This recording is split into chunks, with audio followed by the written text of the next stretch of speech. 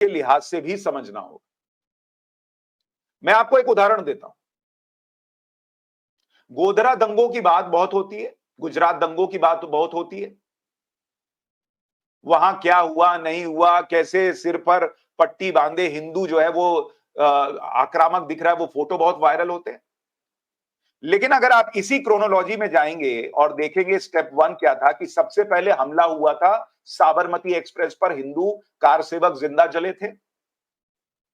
उसकी जवाबी कार्रवाई में जब वो गुस्सा फूटा, और मैं उसको जस्टिफाई नहीं कर रहा कि आप किसी को मारें, लेकिन मैं कह रहा हूं कि उसकी जवाबी कार्रवाई जब हुई तो स्टेप 2 हुआ, जवाबी हमला शुरू हुआ। जवाबी हमला शुरू हुआ तो खूब शोर मचना शुरू हुआ, गुजरात में दंगे हो गए, गुजरात में दंगे हो गए। स्टेप 3 इकोसिस्टम एक्टिव हुआ और स्टेप 4 में मीडिया ने दिखाना शुरू किया कि गुजरात में दंगे हो रहे हैं और किस तरह से मुसलमानों को टारगेट किया जा रहा है।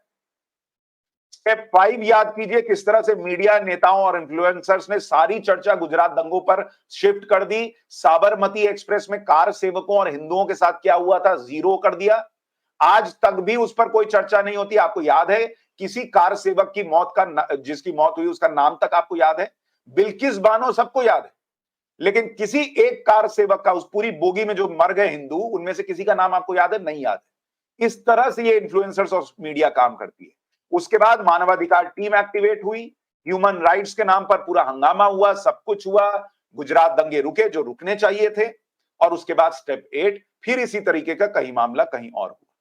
ये सारी चीज आपको बताती है कि एक इकोसिस्टम